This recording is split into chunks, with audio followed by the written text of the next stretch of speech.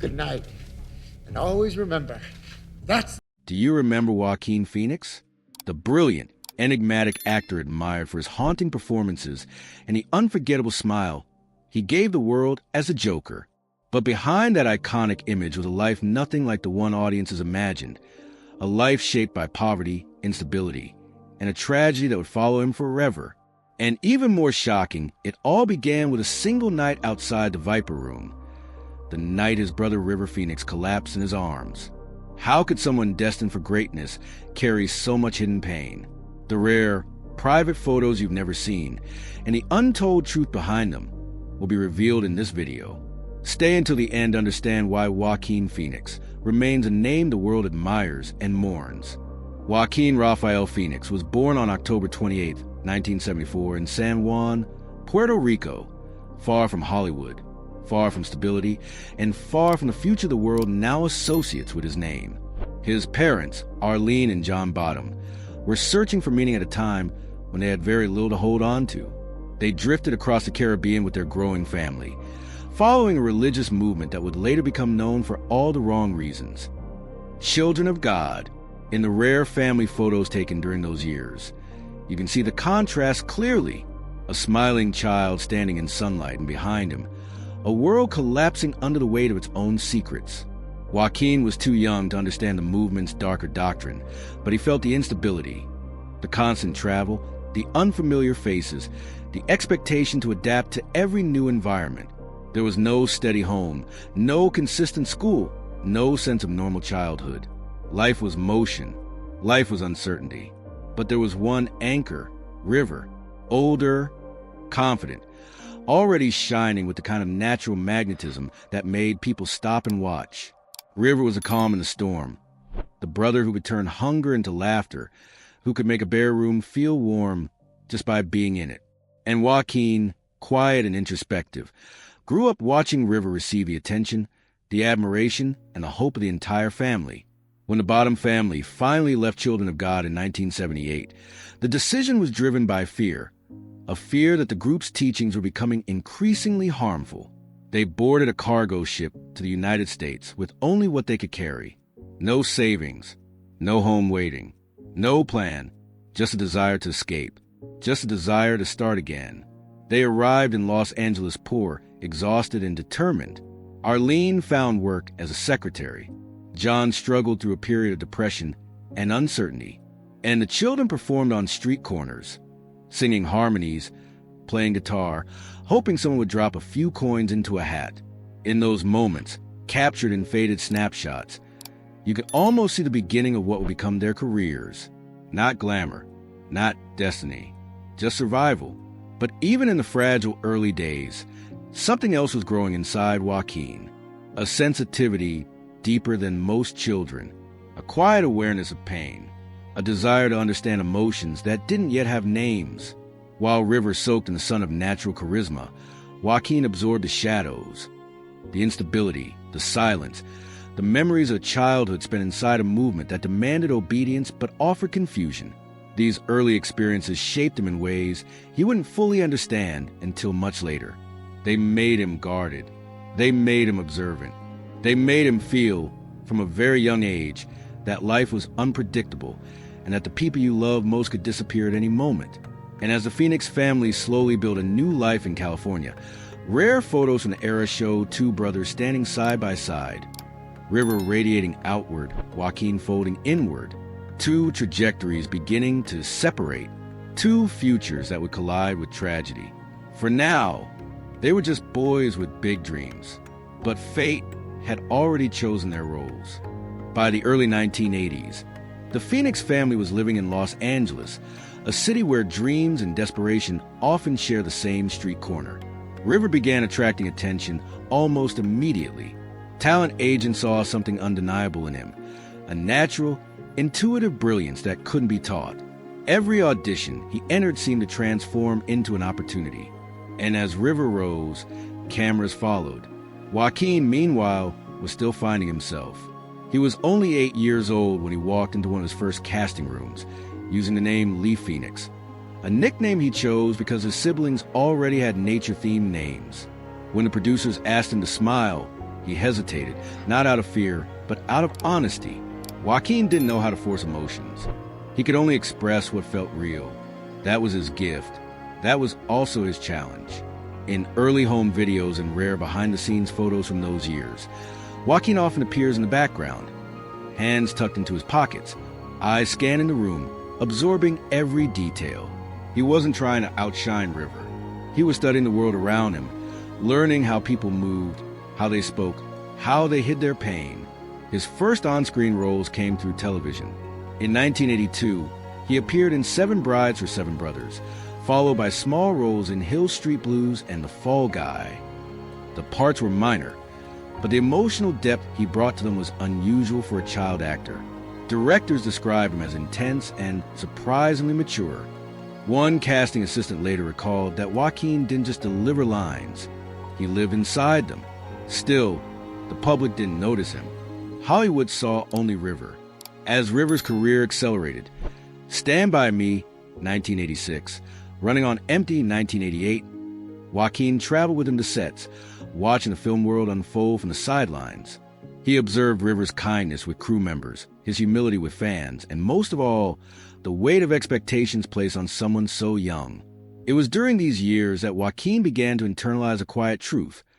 River was the family's rising star, the one destined to lift him out of poverty and instability. Joaquin wasn't jealous. He was simply aware that his own path might never shine that brightly, aware that his place in the story was still undefined. But talent grows in unexpected ways. In 1987, during a screen test for a television movie, Joaquin delivered a scene with such raw vulnerability that the room fell silent. His voice trembled, not from performance, but from something deeper, a lived emotion that surprised even him. The casting director leaned forward, sensing a different kind of brilliance. Not the effortless glow of River, but a storm quietly forming. You can almost see it in the photos from that period.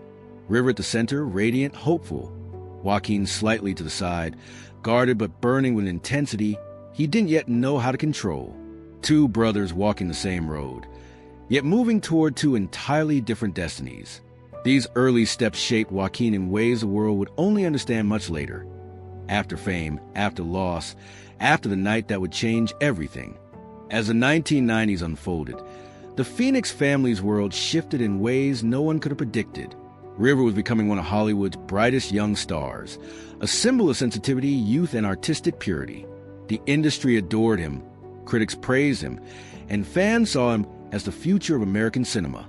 And through every premiere, every magazine cover, every hopeful headline, Joaquin was there, quietly watching, quietly learning. But fate does not move in straight lines. After River's breakthrough in My Own Private Idaho in 1991, Joaquin found himself inspired in a way he hadn't expected. He began taking acting more seriously, not to follow in River's footsteps, but to understand himself better. He dropped the nickname Leaf and returned to his birth name, Joaquin Phoenix, as if shedding the last layer of a childhood that never truly belonged to him. In 1995, his performance in The Dive marked a turning point.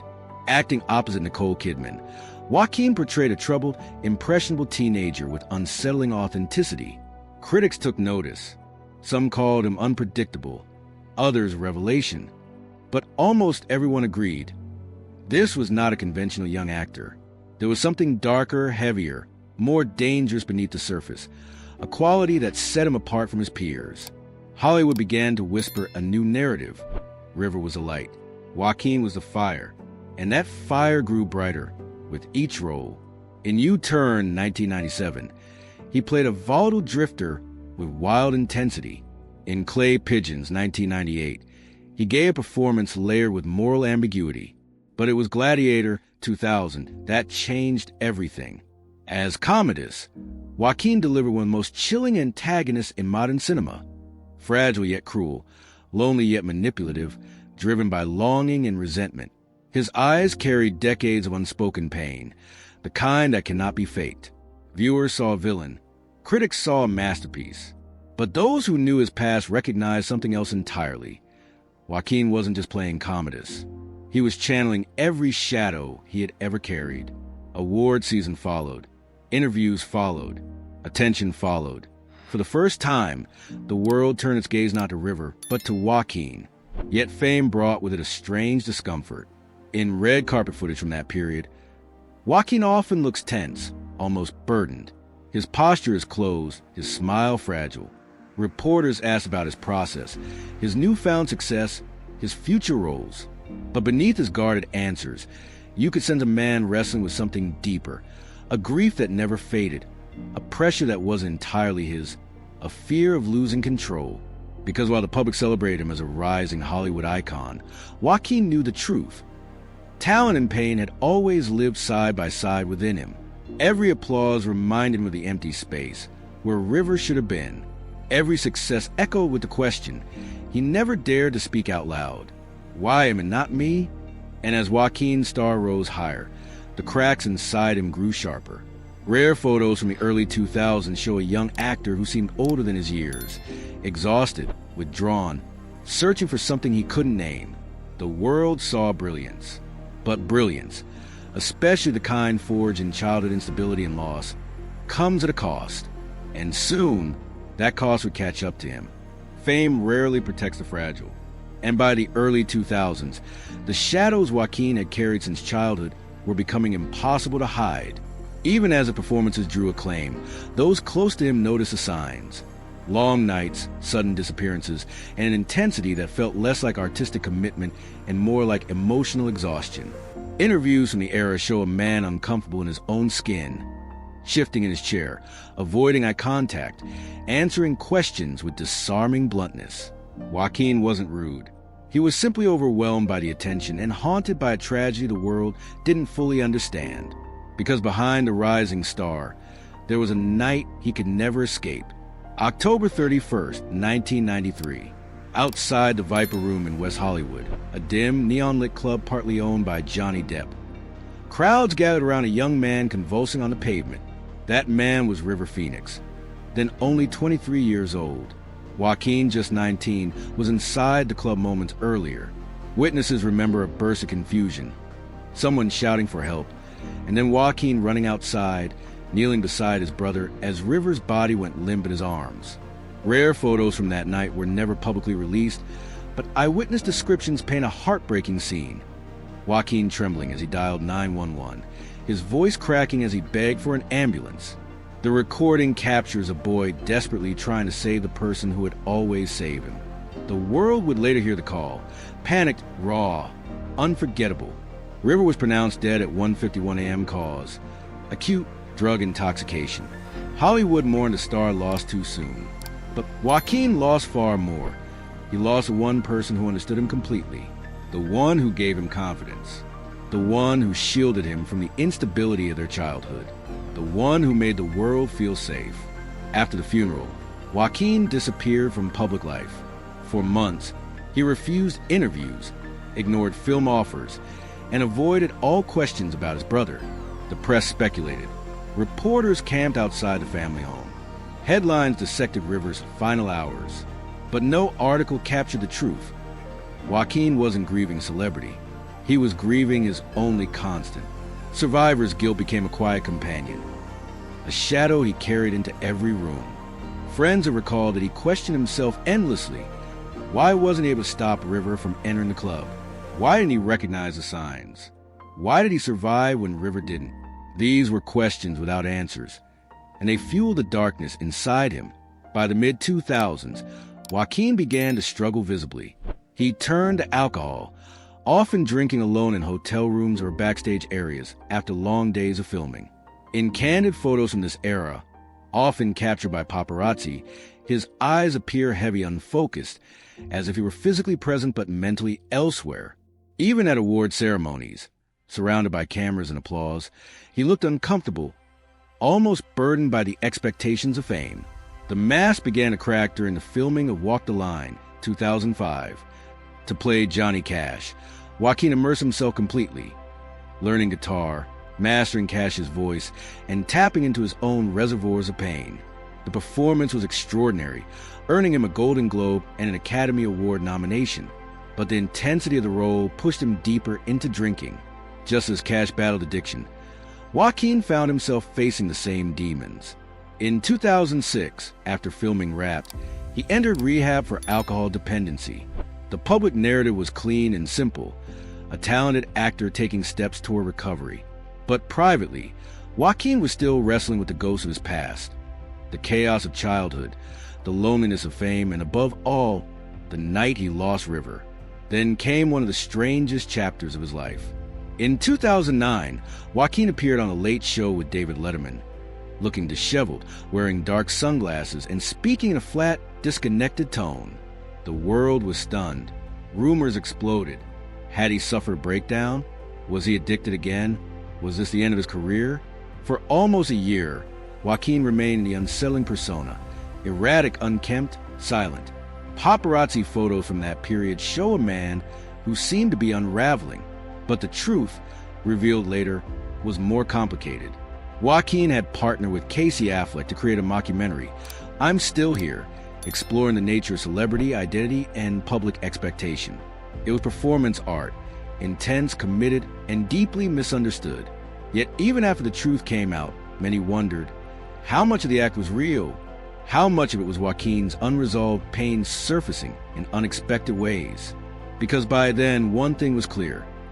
Joaquin Phoenix did not simply play his roles. He lived them, he absorbed them, and sometimes he drowned in them. Through every scandal, every headline, every moment of confusion, the world saw fragments of a man shaped by trauma, brilliance, and a grief that refused to fade. A man who could disappear into characters because he was still searching for himself. And beneath it all, hidden from cameras, was the same question echoing from a Viper room night. Why did he survive and River didn't? Rock bottom rarely announces itself. It arrives quietly, disguised as exhaustion, as numbness, as a familiar ache Joaquin had carried since the night he lost River. By the late 2000s, after years of emotional strain and alcohol dependency, Joaquin was nearing a breaking point he could no longer ignore. In 2006, only months after receiving critical acclaim for Walk the Line, Joaquin survived a serious car accident in the Hollywood Hills. His vehicle flipped, trapping him inside. When a passerby pulled him to safety, Joaquin reportedly muttered that he should have been more careful, a simple sentence that hinted at the turbulence inside him. The accident forced him to reconsider the fragility of his own life, a life he sometimes felt was borrowed, a life he wasn't sure he deserved. But the real turning point came during the aftermath of I'm Still Here. For nearly a year, Joaquin allowed the world to believe he had lost his mind. He walked away from acting, grew an untrimmed beard, mumbled through public appearances, and shut himself off from anyone who couldn't understand the method behind his madness. The mockumentary was meant to be a social experiment, but the emotional cost was real. Joaquin pushed himself into a psychological corner, blurring the line between performance and breakdown. When the film finally released in 2010, confusion gave way to criticism. Some called it brilliant, others called it careless. But Joaquin, for the first time in years, felt empty, not misunderstood, not angry, just empty, the kind of emptiness that demands change. And so, quietly, he began to rebuild. He sobered up. He cut his hair. He returned to conversations he once avoided. He allowed himself to acknowledge River, not as a ghost haunting him, but as a brother whose memory deserved something gentler than guilt. During an interview years later, Joaquin recalled a moment of clarity. Sitting alone at home, realizing he didn't want to live the rest of his life running from pain. He wanted to use it, transform it, the way he transformed every role. This shift didn't happen overnight. It grew slowly, like a flame rekindling after years of smoke. Then came The Master, 2012, directed by Paul Thomas Anderson. The role of Freddie Quell, a damaged World War II veteran battling mental instability, became one of Joaquin's greatest breakthroughs. His performance was raw, unfiltered, almost uncomfortable to watch. Joaquin didn't just portray trauma. He understood it, carried it, and walked through it. The film earned him an Oscar nomination and marked the beginning of profound artistic rebirth. 2 years later, in Spike Jonze's 2013, Joaquin showed a different side of vulnerability, quiet, tender, aching in its simplicity. It was the first time critics widely acknowledged a new truth. Joaquin Phoenix was no longer just a gifted actor shaped by tragedy. He was an artist reshaping his own narrative, choosing roles that healed as much as they challenged him. But the most significant shift came not from Hollywood, but from his personal life. Joaquin withdrew from the noise of fame, choosing instead a quiet existence built around privacy, meaningful relationships, and introspection. He stopped running from his past and began to sit with it. He distanced himself from toxic habits, surrounded himself with people who grounded him, and embraced a calmer lifestyle, one that offered space for growth, for forgiveness, and for the kind of peace he once believed impossible. In rare, candid photos from this period, Joaquin appears softer, more present, as though the storm inside him had begun to settle. He still carried the memory of River, of course. He always would. But now, instead of breaking him, that memory guided him. The world saw an actor rebuilding, but those who looked closer saw something more powerful, a man choosing to live. By the mid-2010s, Joaquin Phoenix had become something Hollywood rarely sees, a man uninterested in the spotlight, yet incapable of delivering anything less than extraordinary when he stepped in front of camera. He chose his roles with surgical precision, searching for characters who reflected human complexity rather than fame. And with each film, he allowed audiences a glimpse of a soul shaped by pain, resilience, and a tenderness he didn't always show in public. But his greatest transformation happened far from any film set. In 2016, while filming Mary Magdalene, Joaquin met actress Rooney Mara. Their connection was quiet, almost invisible at first, two introverted spirits finding comfort in each other's stillness. No headlines, no red carpets, no theatrics, just companionship, honesty, and the kind of gentle understanding Joaquin had spent most of his life searching for. Rare photos of them together show shy smiles, intertwined hands, a softness in Joaquin's eyes that hadn't appeared since the early years with River. For the first time in decades, he felt safe. As their relationship deepened, Joaquin began to open parts of himself he had kept locked away since 1993. Friends noted that he laughed more. He looked healthier. He seemed anchored. And in 2020, when the couple welcomed their first child, a son they named River, it became clear that Joaquin's healing had reached a place even he once believed impossible. Naming his son after his brother was not a tribute to tragedy. It was a circle closing, a memory transformed into hope. Meanwhile, Joaquin's career reached a new apex. In 2019, he starred in Todd Phillips' Joker, delivering one of the most unsettling, transforming performances in modern cinema. He lost over 50 pounds, isolated himself, and peeled back layers of human fragility with frightening authenticity. The film wasn't just a character study. It was an emotional excavation.